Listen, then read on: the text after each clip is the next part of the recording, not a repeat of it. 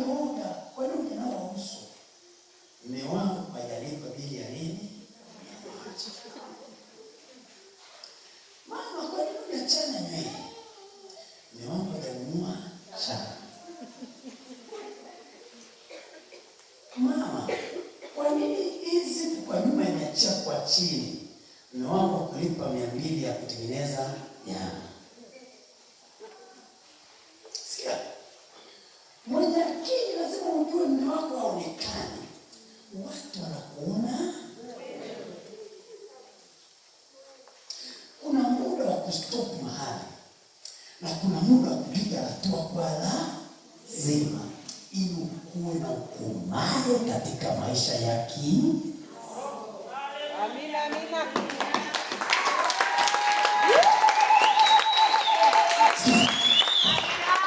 Muombaji hahitaji starter. Muombaji ni kazi yake, ni sehemu yake. Na kama ni sehemu yake, bila utia moyo, hata usipomwambia twende kanisani, hata usipomwambia twende ndani, huyo mtu ni gani ameshakoma? Huyo mtu ni gani anajua? Huyo mtu ni gani anataka kufanya? Lazima asome.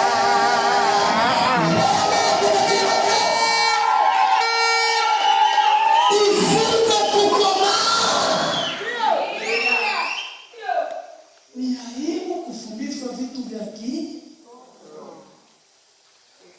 Kwa kanuni 7 zinazoimarisha muombaji. Kanuni 7 zinazomfanya muombaji asitetereke. Sio somo langu kwa leo. Lakini hizo kanuni 7. Na hizo kanuni zinamnyanyua apende. Ukiwa nazo, muombaji haruhusiwi kuridhika katika hali ya aina yoyote, kwa sababu kwenye akili adui yake anajikoki kila itwapo. Muombaji haruhusiwi kwenda kuomba chochote. Hapo ndio mtafia wengi. Ngoja nenda kumwambia muombaji haruhusiwi kuwa omba.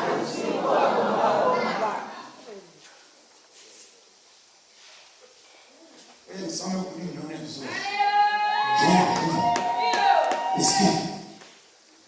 Muombaji aliyekomaa kiroho, niwe nacho ninajua kushiba.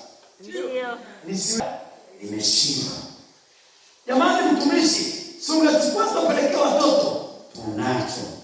Lakini muujiza huo ni adui ameleta muujiza wa mawe. Amegeuza mawe yawe nini? Mkate. Ukila umekula jiwe. Sungusha jana. Mambo ukitaka kufa kiroho haraka, kimbizana na hela. Kimbizana na hela. Angalia kitu shetani anasema, ukinisujudu nitakupa dunia hii yote. Tafsiri yake utatawala sana, utajulikana sana. Akikuondoa kwenye hiyo dunia, shetani amechukua mamlaka yako ambayo ulitakiwa ukatawale wewe, anaileta kutamanisha wewe. Lakini aliyeporudi anamwambia nchi na vyote vilivyomo ndani yake ni mali ya Bwana, na hiyo fedha ni ya Bwana, na hiyo mali ni ya Bwana, na hiyo maduka ni ya Bwana, na hiyo fedha ni ya Bwana. Hamuishi kwa lolote.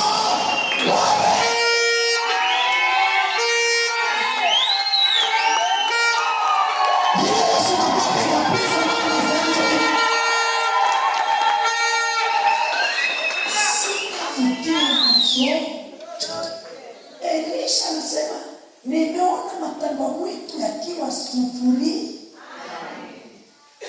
Ila kuna waombaji mtumishi wako sebuleni wanasubiri kuletewa nini? Chakula. Ila mjanja ameenda mpaka jikoni. Haleluya. Amina. Yale asio na akili yamekaa sebuleni anaangalia TV. Huyo ni Mr. Wakati unapikiwa madamba ila muombaji anasema no, hapo ni nasi. niongee na anayepika jikoni, kuna kitu namuuliza. Wakati anafika jikoni, anakuta mtu amefunga kwenye nguo. Ndio anaanza kuyakatakata sufuria. Akamwambia jamaa, toka kwenye TV, mauti iko sebuleni. Ametupokea kwa moyo ukarimu, lakini ule ukarimu unatuchinjia bahari. Mwambie unapongezwa. Mwenye akili hali, mwenye akili anatamani kumjua mpikaji.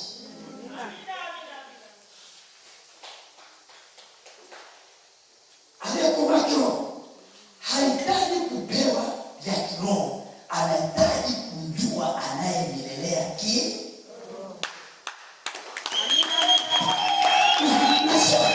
Na sio kuishia tu kulelewa, anatamani kuona anayekulelea anapoakilimu wengine.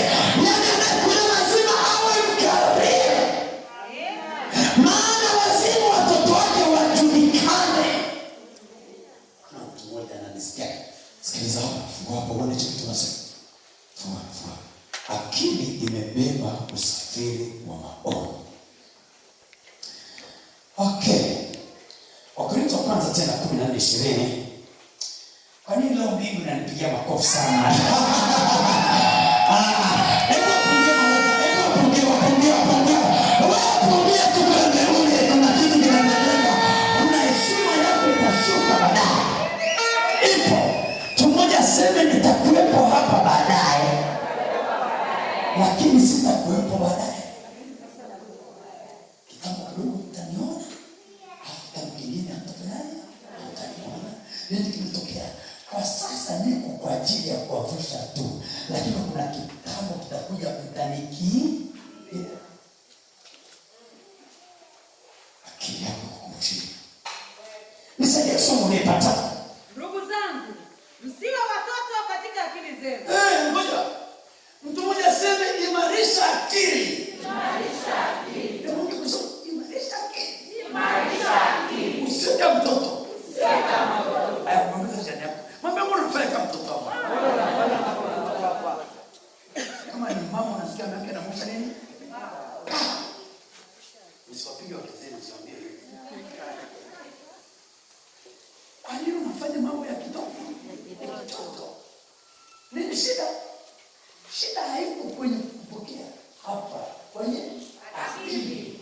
Ndio inakaa kama ya kitoto. Mtu aliyokoka usiwe kama nani?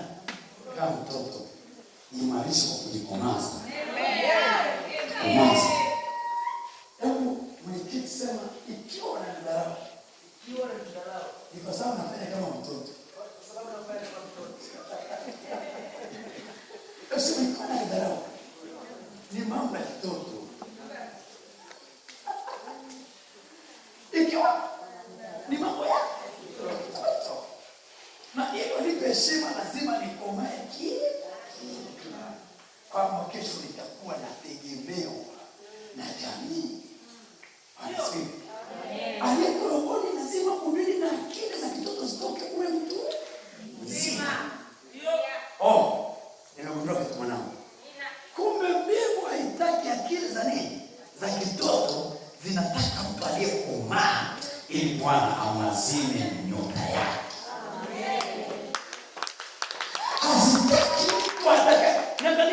Hairuhusi mtu akiwa akaombe fikra kwa mtu mwingine. Lazima uweze ukiwa peke yako ili mbingu ikeze na wewe.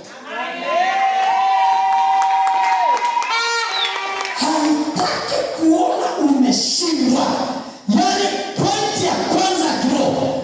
Hata kama watakupiga vita, watakushambulia, lakini aliyekomaa kiroho, ofa ya kwanza ni mwiko kukata.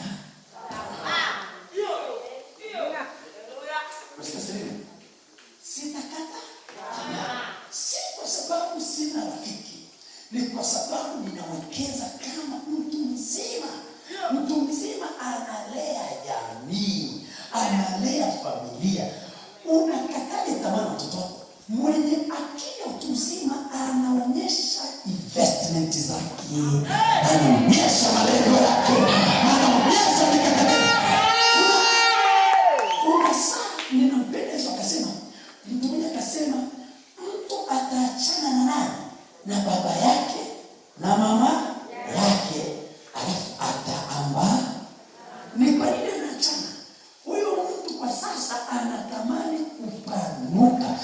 akili yake inapanua wigo kama mama yake, kama baba yake, kama ndugu zake, na yeye anasema mama unanipotezea muda, baba unanipotezea muda, kaka unanipotezea muda, ndugu unanipotezea muda, nataka kwenda Dar es Salaam, nataka kwenda Mwanza, nataka kwenda wapi,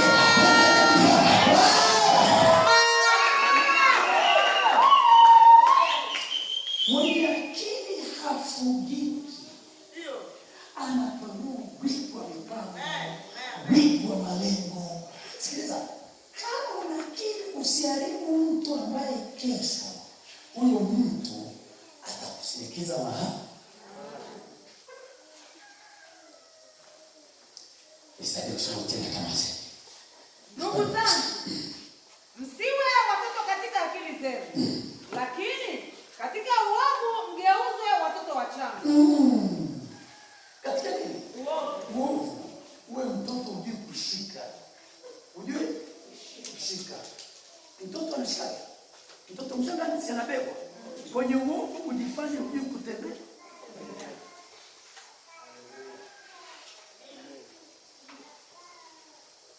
Amen. Kwenye nini? Mimi sina akili. Yaani kwenye mambo ya uovu mimi sina akili. Mimi ni mtoto kabisa. Kabisa na kaga. Siendi. Mkusije nako mimi sio kutembea. Siendi.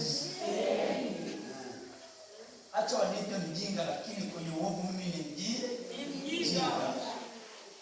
Kusindaji, mimi nakaga hapa. Kwende, asiendi. Mimi nakaga hapa. Sijui kuenda kuchapwa. Amina. Kwenye uovu ndio tutasema kwenye uovu mimi ni mjinga. Kwenye uovu ni mjinga. Sina uzoefu. Ndio. Kwenye klabu sina uzoefu. Kwenye sherehe za ulevi sina uzoefu. Kwenye roho za uzinzi sina uzoefu. Kwenye roho